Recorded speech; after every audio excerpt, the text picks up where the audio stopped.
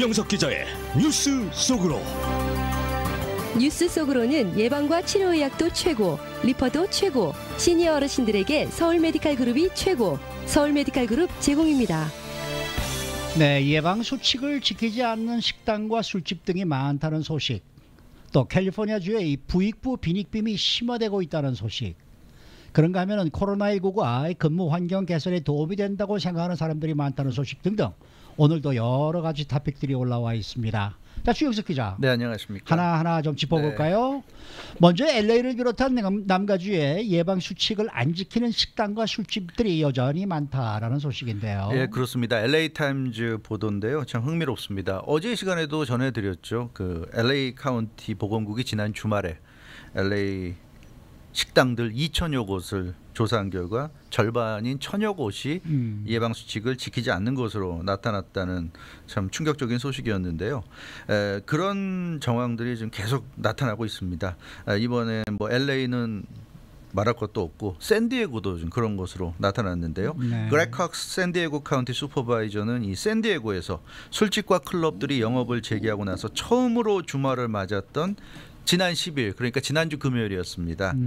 밤에 확인을 해봤더니 매우 좋지 못한 모습들이 나타났다, 이렇게 지적했습니다. 많은 사람들이 거리에서, 그러니까 술집이나 클럽들이 있는 그 부근 거리에서 어깨와 어깨가 맞닿을 정도로 매우 가깝게 붙어서 술집 입장을 기다리는 그런 모습들을 볼 수가 있었고, 또 그런 사람들 대부분이 마스크를 쓰지 않은 모습이었다, 이렇게 지적했습니다. 근데 이 식당이나 뭐 술집이나 클럽을 가는 사람들이 그런 데 가면 뭘 먹거나 마시거나 하잖아요. 그렇죠. 그러니까 어차피 그 안에 들어가서는 마스크를 이제 벗어야 되는데 그러다 보니까 마스크를 안 하는 경우, 또는 마스크를 집을 나설 때는 했다가 그 앞에 가서는 마스크를 이제 벗는 그런 경우들이 생기는 것 같습니다. 그래서 굉장히 이건 잘못됐다, 이런 지적이 나오고 있고요.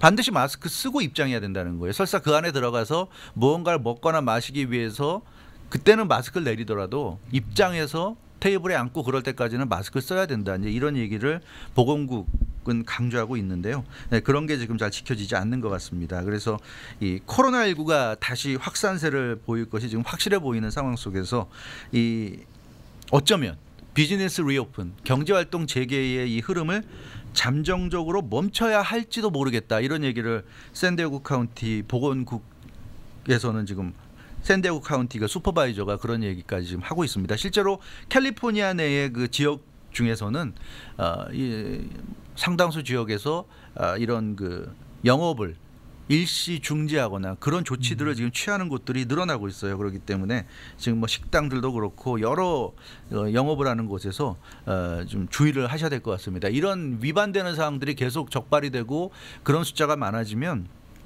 일시적으로 또 영업을 제한하거나 그럴 수가 있습니다. 그렇기 때문에 좀 영업하시는 분들은 참고하셔야 될 것 같습니다. 네.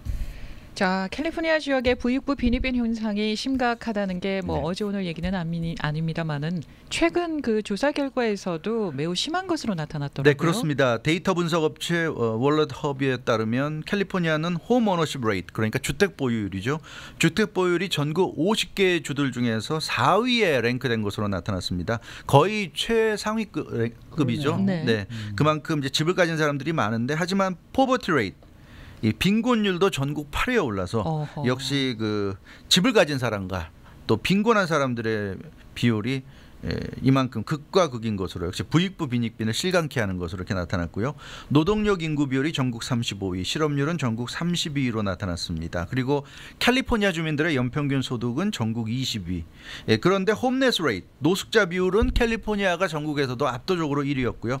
언쉘터드 홈레스, 그러니까 시설의 보호를 받지 못하는 그런 노숙자에서도 역시 1위를 기록했습니다. 네, 그렇기 때문에 캘리포니아에는 아주 잘 사는 사람들, 주택을 보유하고 잘 사는 사람들, 그렇지 못한 사람들, 심지어 이제 집도 없어서 렌트로 살 수 있는 집도 구하지 못해서 이제 거리로 나왔는 이런 사람들이 너무나 많아서 극과 극의 이런 모습을 볼 수가 있고요. 그래서 이번 통계 자료를 발표한 월렛 허브는 캘리포니아가 일부 백인 상위 계층과 그 밖에 대다수 나머지로 갈리는데, 그 나머지들 중에서 홈레스로 전락하는 사람들이 다른 주들에 비해서 대단히 높다, 이렇게 분석을 했습니다. 그만큼 캘리포니아 지역의 부익부 빈익빈 현상이 좀 심화되고 있고요. 극소수의 아주 소수의 상위 최상위 부자들 그밖에 나머지가 중간지대 중산층이 좀 많아야 되는데 그렇지가 못하고 중산층은 점점 중간지대는 줄어들고 중간보다 못한 사람들이 굉장히 늘어나고 있고 그러다 보니까 이제 빈곤층 중에서 이제 집 밖으로 밀려서 거리로 나가는 사람들이 굉장히 좀 늘어나고 있다. 이런 얘기를 하고 있습니다. 뭐 사실 전국적으로도 그래요. 흑인 실업률이 백인 실업률보다 훨씬 높은 게 전국적인 수치이기도 한데요. 결국 이런 불평등이 캘리포니아에서는 아주 극단적으로 나타나고 있다. 이런 지적입니다. 혹시 다른 주에서 좀 이 홈리스가 옮겨오는 케이스도 좀 있지 않을까? 여기가 날씨가 좀 따뜻하고 그러니까 말이죠. 비가 오지 않으니까요. 그런 것도 좀 있지 않을까 하는 생각은 좀 있어요. 네. 저는 그거는 잘 모르겠고요. 홈레스가 여기까지 어디에서 여기까지 온다. 홈레스는 아유, 이동도 아니죠. 어렵. 예전에는 많이 몰려다녔죠. 네. 네, 경기가 안 좋으면 대도시로 또 모이는 경향이 그렇죠. 또 있지요. 네. 네. 자, 이번은 아주 재미있는 소식인데 코로나19 사태가 근무 환경 개선에 효과적이다라고 생각하는 사람들이 많은 것으로 나타났다는데요. 그렇습니다. 코로나19 사태 때문에 많은 어려움을 겪고 있고 참 부정적인 그런 결과들이 많이 나오는데 이 코로나19가 긍정적인 또 변화도 불러오는 것으로 생각을 하는 것으로 또 미국인들이 생각하는 것으로 나타났어요. 역시 데이터 분석 업체 월러트업의 조사 내용인데요. 코로나19 사태가 근무 환경에는 또 긍정적인 작용을 한다 이렇게 생각하는 것 같습니다. 코로나19 때문에 재택근무하는 사람들이 지금 늘어나고 있는데 이 미국인들의 그 생각을 알아보니까 한 60% 정도가 긍정적인 방향으로 영향을 미치고 있다 이렇게 응답했어요. 이게 무슨 얘기냐면 이 그동안 사실 일을 하는 그 사무실이라든가 노동의 현장이 사실 굉장히 열악했잖아요. 네. 이 수많은 사람들이 몰려서 같이 그냥 일을 하고 그랬는데 결국 어쩔 수 없이 코로나19 때문에 이 작업장에 사람들이 와글와글 하던 게 좀 줄어들게 됐고 그 최소한 6피트 이상 사회적 거리를 작업장에서도 워크플레이스에서도 유지해야 되는 상황이 됐고 그러니까 좀 더 쾌적한 환경에서 일을 할 수 있게 됐고 또 굳이 사무실까지 안 나오고 재택근무를 해도 괜찮은 그런 일들은 재택근무로 돌아가고 이러니까 이게 굉장히 그 좋은 또 이 긍정적인 효과를 나오는 거 아니냐 이런 얘기를 하는 겁니다. 그래서 미국인 10명 중에 6명 60% 정도가 이번 기회에 워크 프롬 홈 인프라스트럭처를 구축한다면 그러니까 코로나19를 계기로 해서 아예 재택근무 체제를 아주 그 시스템 차원으로 이렇게 만들 수가 있다고 한다면 이게 공중보건 문제, 교통 문제, 가족 간의 유대 문제 여러 가지 문제를 해결할 수 있지 않겠는가. 그러니까 지금 당장 코로나19 때문에 지금 당장 재택근무로 다 돌릴 수는 없죠. 물론 그럴 수는 없지만 결국 이제 미래로 가면 갈수록 지금 같은 모습이 그러니까 코로나19 이후에 이렇게 사회적 거리 유지하고 직장의 분위기를 바꾸는 이런 모습이 결국 미래의 직장의 모습이 아니겠느냐 이런 생각들을 하는 것 같습니다. 그렇지만 뭐 재택근무가 뭐 일의 성격상 쉽지 않을 수가 있고 또 보안상의 문제가 있어서 그런 보안상의 문제가 있는 직종은 기술적인 어떤 발전이 병행돼야 되기 때문에 당장의 재택근무가 활성화될 수는 없을 겁니다. 하지만 이제 흐름이 재택근무를 활용하는 쪽으로 가고 있기 때문에 그런 흐름에 대비하지 못하는 업종이나 업체들은 시대에 뒤떨어질 수 있다 이런 생각도 좀 하는 것 같습니다. 그래서 응답자들의 약 3분의 1 정도는 재택근무를 미래형 근무 형태로 인식을 했고요. 사무실에 와서 일하는 거를 어떻게 보면 시대에 맞지 않는 앞으로 이제 계속 시대가 흘러갈수록 사무실에 와서 일하는 게 이제 구시대적인 유물로 그렇게 될 가능성이 있다 이런 생각을 하는 것 같습니다. 그리고 코로나19 때문에 지금 재택근무를 하는 사람들이 있잖아요. 근데 네. 그런 사람들이 코로나19가 아직 끝나지 않았기 때문에 사무실로 돌아오는 걸 원치 않는 경우가 있다고 그럽니다. 근데 그런 경우에 해고하는 것이 지나치다고 대답한 미국인이 역시 3분의 2에 달한 것으로 나타났고요. 예. 특히 고소득자들일수록 소득을 많이 올리는 사람들일수록 재택근무에 대해서 긍정적이라고 합니다. 그래서 역시 고소득자들은 상당수가 이미 재택근무를 하고 있지 않은가 이렇게 좀 추정을 할 수 있다. 이렇게 좀 분석이 나왔고요. 그래서 고소득자들은 재택근무에 굉장히 긍정적인 그런 생각들을 하고 있다는 것이고 고소득자들은 완전한 100% 재택근무는 아니어도 집에서 할 수 있는 일은 집에서 처리하고 사무실에 9 to 5 항상 그렇게 얽매여 있는 것이 아니라 필요할 때 오고 또 필요 없으면 가고 이런 식으로 이제 일을 하는 그런 이 환경에 있다. 그래서 다른 사람들도 고소득자가 아니어도 이제 그런 식의 환경이 돼야 되지 않겠는가 이제 이런 얘기 같습니다. 반면에 3분의 1은 이제 재택근무를 원치 않는 사람은 사무실 복귀를 원치 않으면 해고해야 된다. 뭐 이런 응답을 했다고 그러는데요. 네. 여기에 대해서 이번 조사를 실시한 월렛헙 측은 코로나19 때문에 그렇지 않아도 좀 실업률이 수직 상승했는데 이렇게 그 3분의 1 정도가 사무실 복귀를 원치 않는 재택근무자들을 해고해야 된다고 생각하는 걸 보면 실업률이 더 늘어날지도 모르겠다 이렇게 좀 분석을 했고요. 네. 근데 그 한 가지 재밌는 거는 재택근무하게 되면 이제 집에 하게 되잖아요. 그러니까 어린아이가 있는 부모들이 재택근무하는 경우에는 일의 능률이 떨어진다고 답하는 게 50%에 달했다고 그럽니다. 그러니까 집에 근무하면 아이들과 같이 있어야 되고 하니까 맞아요. 아무래도 업무에 방해를 받는다고 그럽니다. 네. 그렇기 때문에 사무실에서 애 없이 근무하는 것보다 확실히 좀 일의 능률이 떨어진다는 거고요. 또 집에 있으니까 누구의 모니터링도 받지 않게 되고 뭐 TV를 볼 수도 있고 부엌에 가서 요리하거나 식사할 수도 있고 이런 여러 가지 주의를 산만하게 만드는 요소들이 많기 때문에 그런 부분을 보완하는 게 재택근무 활성화에 좀 시급한 과제다.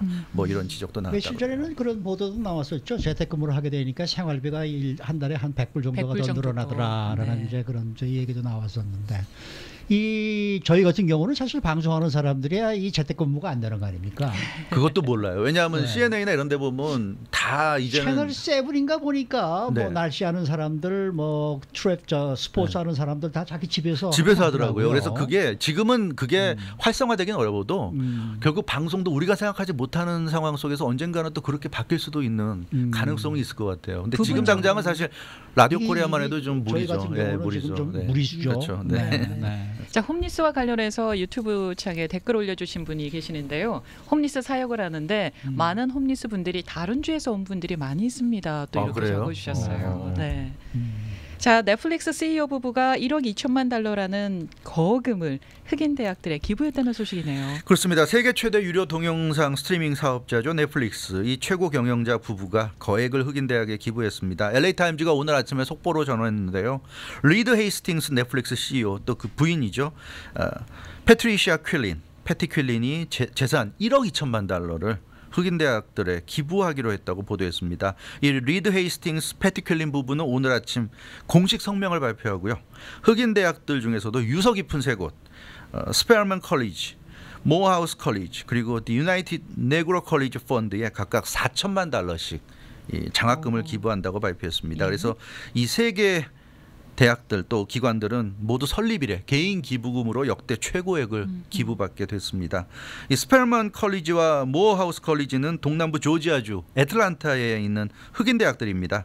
이 가장 많은 흑인 폴브라이트 장학금 수혜자들을 배출해왔죠. 폴브라이트 장학금은 아마 다들 아실 거예요. 그 국제적인 그런 그 장학 그 제도죠. 그래서 한국에서도 많이 받았어요. 네. 그래서 가장 미국에서도 권위를 인정받는 장학금인데 이 흑인들 중에서도 풀브라이트 장학금 수혜자를 가장 많이 배출한 대학들이고 이들 대학 출신 흑인들 상당수가 박사학위에 도전할 정도로 학구적 열기가 높은 흑인 대학들로 정평이 났다고 합니다. 또 디 유나이티드 네그로 컬리지 펀드는 특정한 대학은 아니고 소수계들을 위한 교육기관입니다. 줄여서 유나이티드 펀드로도 불리는데요. 전국 37개 역사적인 흑인 사립대학들의 흑인들을 위한 장학금, 일반 장학금을 지원하고 있습니다. 그래서 매년 10,000명 이상이 이 유나이티드 네그로 컬리지 펀드에 의해서 장학금을 지원받는다고 합니다. 그래서 이런 대학들이나 이런 장학기관들에게 거액을 지금 기부를 하게 됐는데요. 이 리드 헤이스팅스 넷플릭스 CEO 대부분의 백인들이 흑인 대학 현실에 대해서 잘 알고 있지 못하다 이렇게 언급하면서 자신이 이제 거액을 기부하게 됐다고 설명했고요. 미국에서는 지금 그 사회적인 고립 현상이 곳곳에서 일어나고 있는데 150년 이상의 그 역사를 가진 유서 깊은 흑인 대학들에 대해서 백인 커뮤니티가 너무 모르고 관심도 없고 이해도 잘 하지 못하는 것 같아서 이번에 자신이 나서서 거액을 기부하기로 결심하게 됐다 이렇게 밝혔습니다. 사실 1억 2천만 달러는 정말 거액인데요. 이 리드 헤이스팅스 넷플릭스 CEO 재산은 대략 47억 달러 정도로 추산이 되니까 네. 뭐 재산에 비하면 글쎄요 뭐 그래도 많은 대단한 거죠. 네. 금액인 것 같습니다. 지금 그 LA 타임즈 보도를 보면 흑인 대학들에 대한 장학금 기부금 평균 액수가 1,570만 달러인데 일반 대학들 비흑인 대학 경우에는 3,680만 달러니까 역시 그 2배 이상의 지금 차이가 난다고 합니다. 그래서 리드 헤이스팅스 CEO가 이번에 이렇게 백인들에게 무언가 좀 일깨워주기 위해서 이런 거액의 장학금을 시사한 것으로 보여지고 있는데요. 특히 그 유나이티드 네그로 컬리지 펀드의 마이클 로막스 회장과 만난 것이 계기가 됐다고 그래요. 그 회장과 긴 대화를 나눴었는데 그 마이클 로막스 회장이 그런 얘기를 했다고 그럽니다. 그러니까 백인 부자들이 백인 대학에 기부하는 게 뭐 나쁜 건 아니고 어떻게 보면 자연스러운 현상이지만 그러나 그것이 인종차별 문제를 해소하는 관점에서 보자면 결코 헬시하지 않은 모습이다 이렇게 지적했다고 합니다. 그러면서 백인 자산가들이 흑인 대학들에 기부를 하게 될 때 서로에 대한 이해를 더 할 수 있고 또 흑인들에 대해서 백인들이 투자를 함으로써 인종차별 문제 해결에 좀 더 다가설 수 있지 않겠는가 이런 얘기를 했다고 그러는데 그런 부분에 대해서 공감을 해서 이 넷플릭스 CEO가 또 부부가 거액을 투자하는 또 행위를 했다고 합니다. 네. 예전에 유나이티드 니그로 컬리지 펀드의 네. 그 펀딩을 위해서 루 롤스라는 배우가 가수가 있었는데 네. 그 사람이 1년에 한 번씩 그 행사를 했던 기억이 있어요. 그 TV에 나와가지고 이제 펀딩을 모집하던 그런 이 프로그램을 진행했던 게 기억이 지금 그렇죠. 나네요. 네. 네, 저도 반성이 되는 게요. 그런 뉴스를 접할 때면 뭐 하나보다 흑인들끼리 그들끼리 뭔가 하나보다 이렇게 생각했지 별로 관심이 없었는데요. 오늘 뉴스를 접하고 나서 좀 반성을 많이 해봅니다. 사실 이런 게 중요한 게요. 네. 흑인들이 보면 이제 뭐 갱이 된다거나 뭐 마약을 한다거나 그런 경우가 많다고 그러는데 결국 이렇게 교육받을 기회를 얻지 못하다 보니까 결국 어릴 때부터 그런 잘못된 길로 빠지는 경우가 생길 수 있는데 그렇죠. 이런 이제 장학금이 많이 생기게 되면 돈이 없어도 학교에 진학할 수 있고 이제 그러다 보면 교육받을 수 있는 기회가 열리다 보면 그런 또 잘못된 길로 빠지는 흑인들이 줄어들 수가 있고요. 그렇죠. 그렇게 되면서 그럼요. 사실 흑인들만 좋은 게 아니라 네. 모두에게 좋은 그런 또 그렇죠. 이 상황이 될 수 있다는 맞습니다. 점에서 이건 되게 좀 의미가 있다 이런 네. 생각이 좀 듭니다. 네. 자, 이 박경규 기자가 2부 시간에 말입니다. 이곳 LA시가 빈집세를 추진하고 그렇죠. 있다라는 소식을 보도했죠. 전해주셨는데 이게 그러니까 결론적으로 빈집을 좀 없애자, 공실률을 좀 맞아요. 낮추자 이 얘기 아니겠습니까? 맞습니다. 더군다나 이게 한인 의원이죠. 네빌 네. 사지구 한인 시의원이 주도하기 때문에 더 좀 관심이 모아지는데요. 이 MT 하우스 텍스, MT 홈 텍스, MT 하우스 텍스입니다. 그러니까 빈집에 대해서 세금을 물겠다. 그러니까 지금 말씀하신 그대로예요. 집을 놀리면 그건 세금을 내게 하겠다는 거죠. 그러니까 사실 부자들 중에 돈이 있는 부자들은 투자 개념으로 집을 구입하잖아요. 네. 근데 이제 집을 구매하면 본인이 살아야 되는데 이 주거 목적이 아니라 투자 목적이기 때문에 구매는 해놓고 근데 구매하자마자 바로 팔면 사실 별로 남는 게 없으니까 주택 가격이 오를 때까지 이제 소유를 해야 되는데 그러자면 이제 본인이 안 살고 누군가에게 렌트를 줘야 되는데 그게 잘 안 될 경우에는 또 요즘 렌트 주면 렌트비 못 받고 이러면 골치 아프고 귀찮으니까 네. 돈 많은 사람들은 그냥 집을 사서 놀리는 거예요. 그러니까 뭐 1, 2년 놀려도 그 안에 집값이 올라가면 이득 보는 거고요. 그러니까 그 정도 놀리면서 부담하는 비용은 자기가 그냥 부담하겠다 이런 생각을 하는 부자들이 많다는 겁니다. 특히 뭐 예전에 보면 얼마 전까지만 해도 중국의 부자들이 미국에 와서 캘리포니아나 이런 곳에 와서 그런 주택 같은 거 구입해서 투자 개념으로 하는 경우를 볼 수가 있었는데 이제 그러다 보니까 뭐 다 좋은데 문제는 그런 빈 집들, 빈 아파트, 뭐 빈 콘도 이런 게 늘어나다 보니까 사실은 지금 거리에 홈레스들이 많은 것도 그런 이유도 있단 말이에요. 그래서 놀리지 말고 하여튼 누군가라도 거기에 들어가서 살게 해라. 이제 이런 차원에서 이런 텍스 제도를 이제 도입하는 것으로 보여집니다. 근데 이제 아직 구체적인 이 텍스가 뭐 몇 퍼센트가 됐지 이런 거는 아직은 안 나온 것 같아요. 그래서 그런 부분이 이제 나오면 좀 더 우리가 논의를 해볼 수 있을 것 같은데 이게 그 캐나다 밴쿠버에서 이미 그 실시가 돼서 효과를 본 적이 있다고 그럽니다. 예. 네, 그렇기 때문에 아마 그 캐나다 밴쿠버 케이스를 모델로 해서 이번에 데이비드 류 시의원이 발의를 한 것으로 보이고 있고요. 특히 지금 LA 주택 공실률이 6% 7%에 달하고 있다고 그러고요. 특히 아무래도 이 고급 럭셔리 주택이나 럭셔리 아파트먼트 쪽에 이런 경우가 많다고 그럽니다. 그만큼 불균형적이라는 거죠.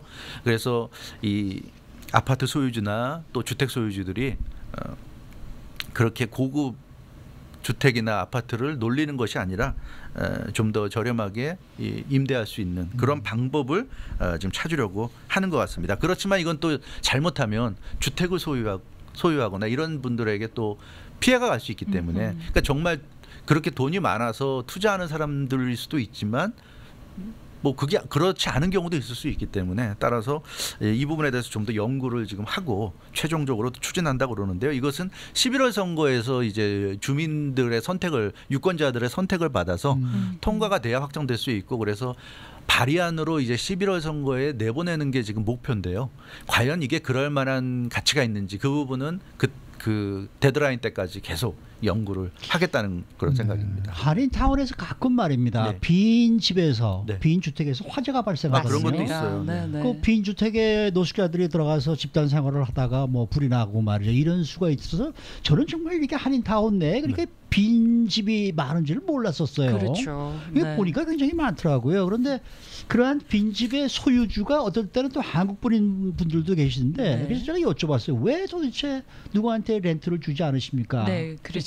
렌트 주고 그러면 렌트 왜 안 내고 도망가는 사람들도 많고 네. 그것도 집도 뭐 수리비 또 저 해줘야 되고 또 저 모든 게 이게 귀찮아서 차라리 가만히 놔뒀다가 집값 올라가고 그냥 팔아버리는 게 낫습니다. 이런 분들도 계시더라고요. 아, 계시기는. 네. 네. 타운에 고급 아파트들도 많은데 네. 공실률이 꽤 높거든요. 네. 그래서 저도 개인적으로 렌트비를 한 달에 200~300불 정도만 낮춰서 렌트를 줘도 다 나갈 것 같은데 왜 비싼 값에 저렇게 빈 공간으로 놔둘까 저도 그런 생각을 했었거든요. 우리 지금 빌딩 주위에 있는 새로 지은 아파트들이 얼마나 많습니까? 그렇죠. 네네. 지금 거의 다 비어 있어요. 다 비어 있어요, 거의. 네, 맞습니다. 그래서 이게 아마 뭐 그 커머셜 쪽도 해당이 될 것 같고요. 이게 만약에 발의가 된다고 그런다면 주거지가 물론 중점적이지만 커머셜 쪽도 그렇고 해서 놀리는 공간을 최소화해라. 이게 좀 목적인 것 같습니다. 그래서 세금이 부과된다면 세금으로 내느니 지금 말씀하신 대로 뭐 렌트비를 좀 내리더라도 그러니까요. 사람들을 받는 게 더 네. 이익이 된다. 이제 이렇게 판단을 하게끔 뭐 만들겠다는 얘기인데요. 근데 그러려면 지금 말씀하신 그런 부분들 소유주 입장에서 볼 때 불편한 점들 그 세입자들이 렌트비 안 내고 버틸 때 어떻게 해야 될까? 지금 사실 캘리포니아는 세입자들의 권리가 또 굉장히 강조돼 있잖아요. 굉장히 강하죠. 그러니까 그런 부분에 대해서도 어느 정도 좀 보완 작업이 필요하다. 뭐 이렇게 보여집니다. 네. 자, LA시 의회가요 경찰 대책기관 창설안을 또 발의했습니다. 네, 이건 또 문재 기자가 또 리포트한 내용이긴 한데요. 맞습니다. 네, 그 누리 마르티네즈 LA 시의회 의장과 허브 웨슨 LA 10지구 시의원이 경찰을 대체하는 기관을 창설하는 겁니다. 그러니까 지금 LAPD 뭐 전국의 경찰이 다 그렇지만 이곳 LA 같은 경우 LAPD가 굉장히 좀 문제가 많잖아요. 시민들로부터 굉장히 많이 좀 불신을 받고 있는데 그러다 보니까 정말로 그 LAPD가 필요로 하는 뭐 살인 사건이나 강도 사건이나 이렇게 강력 사건을 전담하고 어차피 사실 많은 분도 공감하시겠지만 무슨 절도 사건이나 무슨 사기 사건이나 뭐 이상한 사람이 배회하고 이런 거 LAPD 신고해도 오지도 않아요. 오지도 맞습니다. 않습니다. 그렇기 안 옵니다. 때문에 네. 어차피 경찰력의 그 사각지대가 지금 놓여 있기 때문에 그런 부분을 대체할 수 있고 보완할 수 있는 그런 대체기관을 지금 창설하자. 그래서 Non-Violent Crisis Response Team이라는 이름으로 창설하자고 하는데요. 이 팀이 창설이 되면 뭐 LAPD라든가 LA County Department of Mental Health라든가 이런 여러 기관들과 연계해서 그 업무를 볼 것으로 이렇게 보여집니다. 이제 그렇게 되면 LAPD가 필요 없이 그러니까 지난번에 애틀란타 뭐 웬디스 주차장에서 그런 식으로 이 출동을 해가지고 결국 사람을 제압하려다가 이제 총 쏴서 숨지게 만드는 이런 일이 좀 줄어들 수 있지 않겠는가. 그래서 굳이 경찰력이 동원되지 않아도 되는 그런 일에는 이런 Non-Violent Crisis Response 팀이 나가서 해결해주는 이런 쪽으로 좀 일이 될 수 있을 것 같고요. 네. LA 경찰 노조가 이미 지지 발표를 했어요. 아하, 그렇군요. 예, LA 경찰 노조가 이미 Non-Violent Crisis Response 팀 창설에 대해서 공식 성명을 발표하고 경찰 노조는 지지한다고 했기 때문에 아마 이 정도면 허브 웨슨 시의원 정도 베테랑이면 아마 이거 다 LAPD하고도 얘기가 된 상태에서 추진하는 것 같습니다. 그래서 이건 아마 현실화될 가능성이 대단히 높다 이렇게 볼 수가 있을 것 같습니다. 하긴 뭐 경찰 불러서 말입니다. 고양이가 나무에 올라갔으니까 내려달라고 전화하고 말이죠.